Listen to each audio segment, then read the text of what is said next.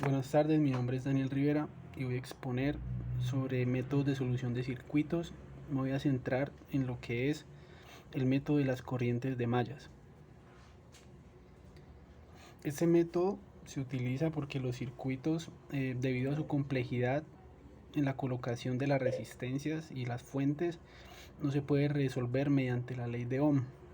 En la ley de Ohm lo que hacíamos era sacar una resistencia equivalente, ya sea cuando estén en paralelo o en serie, y sacamos el equivalente. En este caso no se puede. Lo que hacemos es utilizar las leyes de Kirchhoff. Este método es fácil, facilita el análisis, mejor dicho, y produce un número relativamente pequeño en las ecuaciones. Entonces, lo primero que tenemos que entender son las partes del circuito. La primera parte, bueno, se podría decir la red es el sistema conductor por donde fluye toda la energía. Se podría decir que el circuito en sí es una red.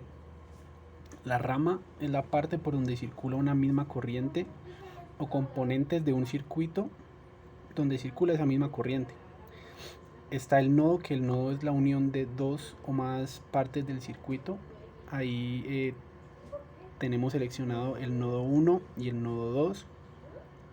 Encontramos también el lazo, que el lazo es una trayectoria cerrada por donde fluye la energía. Para este caso tenemos tres lazos, uno a la izquierda, otro a la derecha, y el otro se podría decir que es todo el circuito en general o todo el rectángulo. Encontramos también la malla, que la malla es donde no contiene un lazo en su interior. Entonces para este caso habrían dos mallas, una en el lado izquierdo y una en el lado derecho. El método de mallas son una serie de pasos que se tienen que seguir uno después de otro para poder resolver este tipo de circuitos. El primer paso es designar una corriente alrededor del lazo y asignarle también ya sea su sentido, ya sea sentido horario o sentido antihorario. Ambas corrientes tienen que tener el mismo sentido, pues para no confundirse luego con los signos a la hora de resolver las ecuaciones.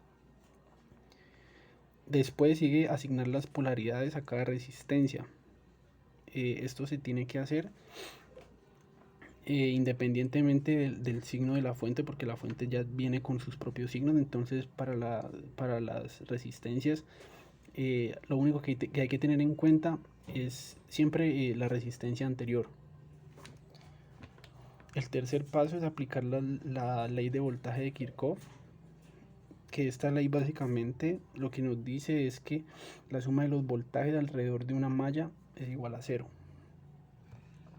O lo que es lo mismo, que la suma de la caída de voltajes de cada resistencia en una malla va a ser igual al voltaje de la fuente. Aquí tenemos un ejemplo. Bueno, anterior a eso se me olvidaba decir que teníamos que resolver también el sistema de ecuaciones, que ya con esas ecuaciones que saquemos teníamos que resolverlas por los diferentes métodos que ya cada uno conoce. Puede ser por método de Gauss-Jordan, puede ser por eliminación, sustitución, lo que sea. El ejemplo que seleccionamos aquí es un ejemplo sacado de un libro. En este ejemplo hay 4 fuentes, 2 en cada lado.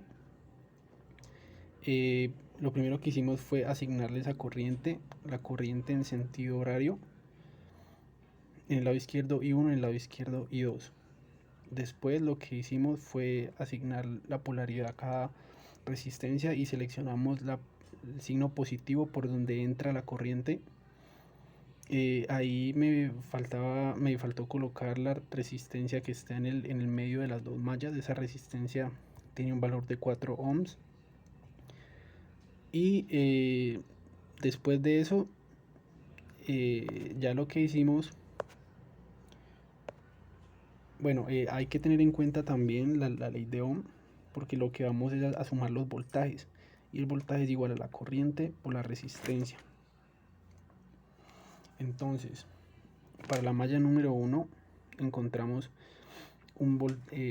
primero Bueno, aquí lo que hicimos fue seleccionar el signo positivo por donde sale la corriente.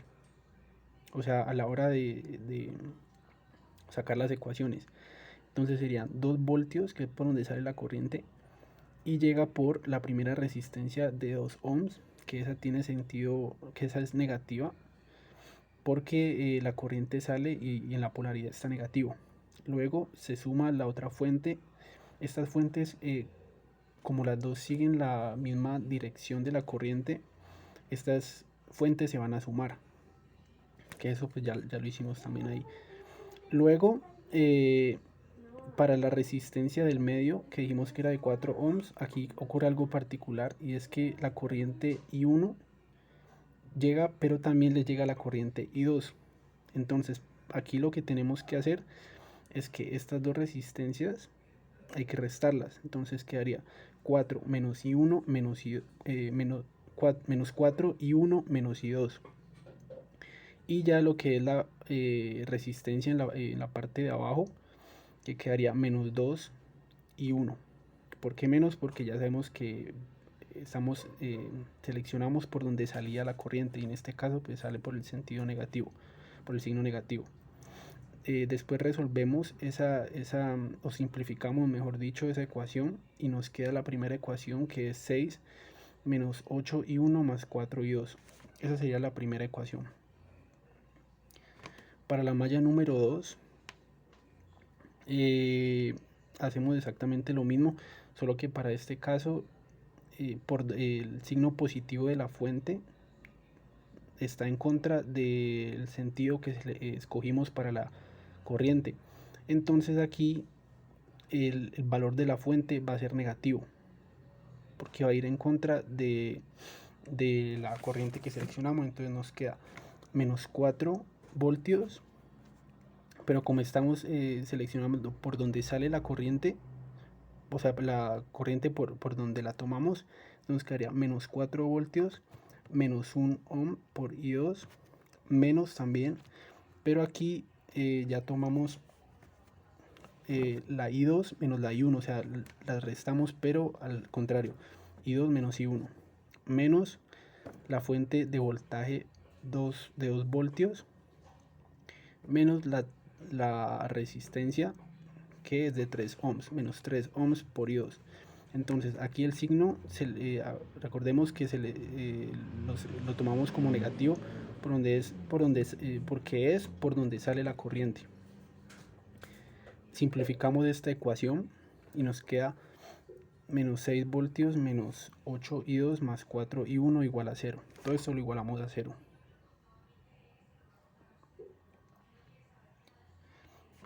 Y ya para finalizar, entonces utilizamos el método de solución, que fue el de reducción, y nos queda las dos ecuaciones. La primera ecuación la multiplicamos por 2 para poder cancelar el más 4 y 2 con el menos 8 y 2. Entonces nos quedó menos 16 y 1 más 8 y 2 igual a menos 12. Esas dos ecuaciones, la de arriba con la de abajo, las vamos a sumar y nos quedaría menos 12 y 2, el más 8 menos 8 pues se cancela y nos queda menos 6. Y de ahí despejamos la primera corriente, que nos da 5 amperes.